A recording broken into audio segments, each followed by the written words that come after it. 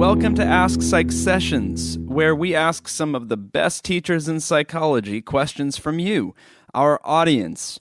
If you would like to send in a question or an idea for a conversation, please visit bit.ly/AskPsychSessions. That's bit.ly/AskPsychSessions, all lowercase, no spaces.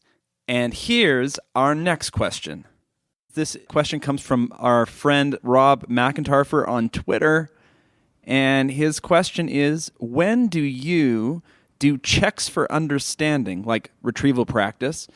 How do you use that evidence to decide whether to move on or reteach it? So if 80% of students get it when you are checking in with them, when do you decide that that's enough that you move on? Because I think what he's getting at is, aren't you just leaving some students behind at some point?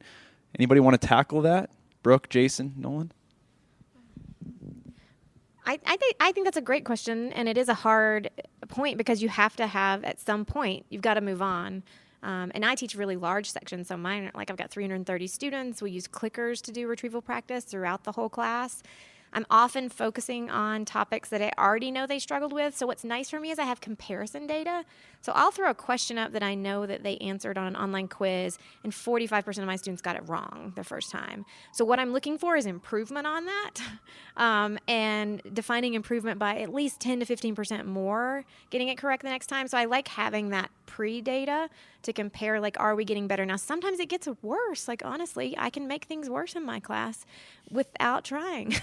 So I think that's also really important. And so getting that feedback in the moment, even with 330, where I got to put the brakes on and we need to try something else. So I'll do something else like peer instruction or something that's different than me trying to explain it, because me trying to explain it wasn't very effective.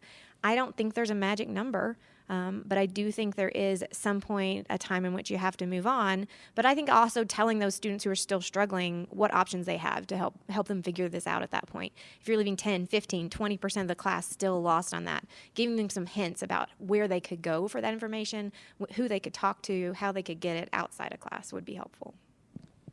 Yeah, I'm thinking about cognitive dissonance. My students struggle so much with cognitive dissonance, and there is a segment of them who just are not going to get it, and it feels bad to move on. But at what point do you decide it's okay to move on, even though your students haven't understood this? And I'm even thinking research methods stuff and intro psych. Any ideas from you, Jason? I mean, I think it's tough. Yeah, like Brooke was saying. I think one of the things you can do is, if there are certain concepts that are crucial, research methods being one, for example, I come back to that over and over and over again. I think we've talked before that, the exams that I give in class start small and they get bigger and they're cumulative the whole way through. So exam 2 is cumulative, exam 3 is cumulative, exam 4 is cumulative. And that's one way I try to work around, well, I guess you could still leave people behind in that model, in the sense that they could just get it wrong over and over and over again, but you are at least giving them the chance to say, hey, you fell behind on chapter 1, but it is worth your time. I'm trying to provide them a carrot or an incentive to say it is worth your time to get caught up and go back and revisit these things, because you will see them again. Yeah, it's funny that Garth handed me the microphone because he saw the scrunchy face look on my face. It's kind of funny that he saw that. So we're lucky and blessed to have 3 master teachers of introductory psychology here. But I have a question for any of the 3 of you. Why do y'all think that students have to master the content? Do they? Well, the crux of that was, what do you do when they don't get, when 80% of the class doesn't get the concept? And I'm asking, so what? I think I'm going to reply in a way that's going to hit on one of the things that you've stressed over the years, which is so important. I don't always think it's the content that they have to get, but they do, I hope, will walk away with a skill that they know how to get help. They know how to appraise their understanding. They know how to seek out other sources of support or approaches to the material that may help them get it or some other content, should that be necessary in the future. I use strategies much like Brooke and Jason have described. I talk about coming to individual office hours. I will use spacing for that content and later lectures, class periods, activities. And there's going to be times that students are not going to get it until a semester later, if they ever get it. But still, I think we can help them develop strategies where they can be more self-sufficient in whatever there is trying to accomplish. I completely agree with you on some level. And I'm not picking on the three of you, because if our intro psych students in the nation had the three of you, it'd be a better nation. I sincerely mean that. I really do. Well, thank you. You're too kind. However, I'm not so sure that our rank and file instructors have that same focus on, you may not walk away with psychological content, but you are going to walk away with learning skills and more confidence, and you're going to know how to learn. I agree with you if this is what you're saying. You may not understand chapters 3, 4, 5, and 6, but you will understand how to learn, how to self-regulate, how to know what you know, how to know what you don't know. If they learned that, but they didn't know anything about developmental psychology out of chapter 7, I'd be good with that. Yeah, I mean, I think one thing I would maybe add to that is in the sense of, if you say by content, if you mean memorizing every definition of every vocabulary word, no, that's never my focus. But I think to do some of the higher level things that I would hope they're able to do by the end of the course, sometimes you have to have a base of content knowledge to put ideas together.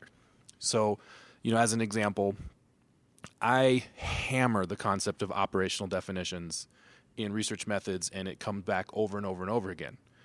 And last quarter, in the spring, I had a student, when we finally got to the disorders chapter at the end, and we were talking about the DSM. And a student raised their hand and said, would it be fair to say that the DSM is really just a book full of operational definitions for disorders?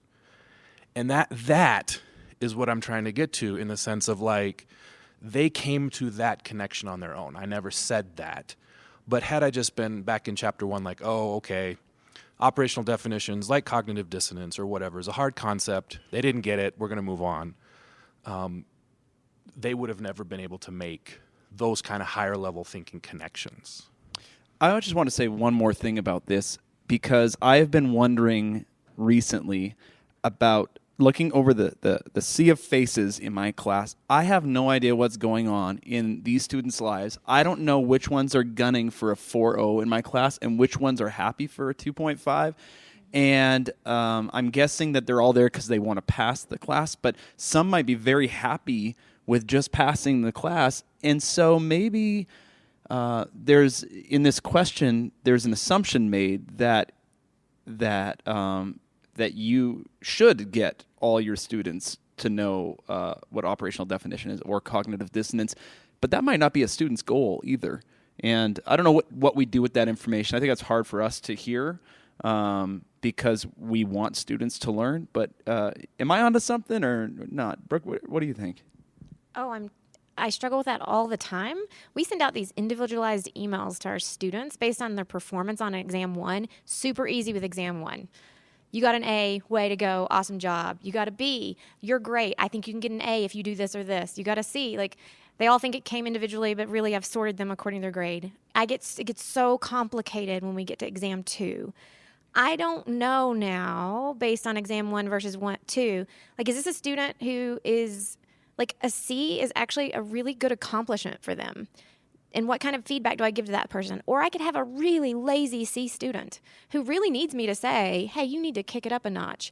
Or I could have someone with a D who's got so much family stuff going on right now that they are lucky to have pulled that D off. And so not knowing the background story makes it really hard then for me to give what I want to give, which is individualized kind of feedback and help them with that. So I agree their goals are different, and sometimes their goals change in the semester because of what's going on in their own lives.